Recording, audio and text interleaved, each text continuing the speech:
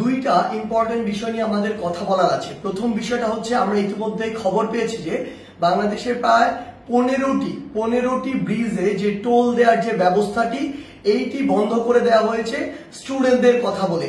আমাদের জায়গা থেকে স্পষ্ট বার্তা, এটি রাষ্ট্রের একটি যে আয়, এই আয়ের একটি অংশ এই ব্রিজগুলোতে যে টোল দেওয়ার বিষয়টি। সো কেউ স্টুডেন্টদের কথা বলে হোক, বৈষম্য বিরোধী ছাত্র আন্দোলনের কথা বলে হোক, এই নামের অপব্যবহার করে কেউ বাংলাদেশের কোথাও ভুলে এই কাজ করবেন না।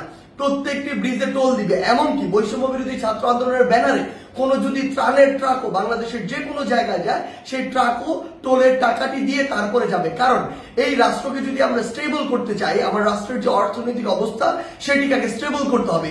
কিন্তু ক্ষমতার অপব্যবহার করার যে নোংরা সংস্কৃতি ছিল এত বছর ধরে, এখন আপনি যদি সামান্য কিছু একটি অস্থিতিশীল অবস্থা দেখে আবার সে ক্ষমতার অপব্যবহার করেন এবং আপনার কথা মতো কোনো একটি জায়গায় ব্রিজে টোল দেওয়া বন্ধ করে দেন কিংবা কোনো একটি স্টিকার দেখে পার হয়ে যান, এটিকে আমরা কোনোদিনও সমর্থন করি না। আমাদের জায়গা থেকে স্পষ্ট বার্তা, অবশ্যই প্রত্যেকটি ব্রিজে এই টোল যেটি সেটি টোল দিয়ে যেতে হবে।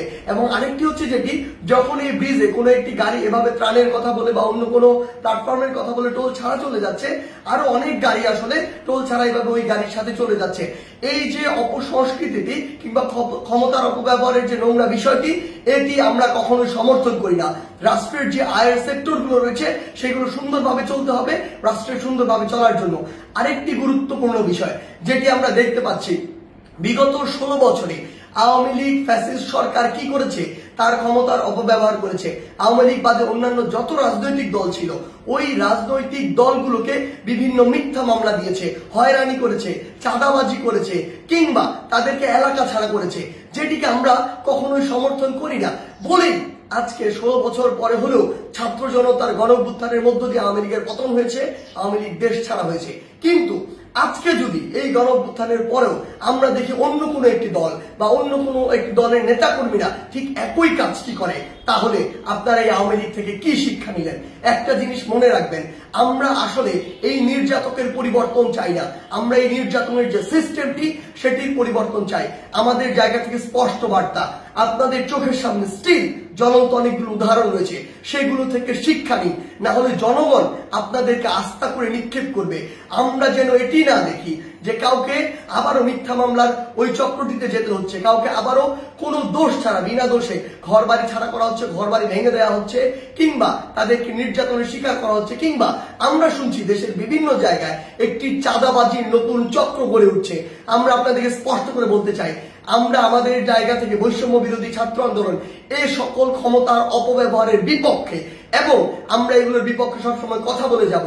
আপনাদের সহ আপনাদের যারা স্টেক হোল্ডার রয়েছে, যারা আপনাদেরকে এগুলো করার জন্য আসলে উৎসাহ দেয় কিংবা আপনাদের ওই সমর্থক গোষ্ঠী যারা চুপ করে থাকে, তাদেরকে বলছি, জনগণ যদি একবার এই সকল সেন্টিমেন্টের বিরুদ্ধে দাঁড়িয়ে যায়, তাহলে আপনাদের অস্তিত্ব সংকটে পড়বে। তাই জনগণের চাওয়াটার কথা চিন্তা করুন, সময়ের দাবির কথা চিন্তা করুন। যদি আপনার নাম ভাঙিয়ে কিংবা আপনার কেউ একজন রুট লেভেলে এই কাজগুলো করে, দিন শেষে ব্লেম কিন্তু আপনার উপরেই আসে। তো এই জিনিসটি মাথায় রেখে পুরো বাংলাদেশে এই যে নতুন আরেকটি 16 বছরের যে বিভিন্ন চিত্র ছিল, উদাহরণ ছিল, সেগুলোর যে নতুন আরেকটি এক্সটেনশন কেউ কেউ তৈরি করছে নতুন করে কিংবা নতুন আরেকটি সংস্কৃতি কন্টিনিউ করার চেষ্টা করছে, আমাদের জায়গা থেকে স্পষ্ট বার্তা, আমরা এটি সমর্থন করি না।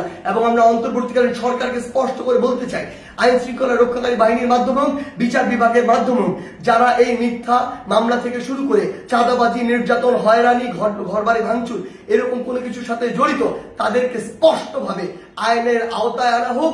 বৈষম্য বিরোধী ছাত্র আন্দোলনের পক্ষ থেকে কিংবা ছাত্র জনতার পক্ষ থেকে এর প্রতি পূর্ণ সমর্থন রয়েছে।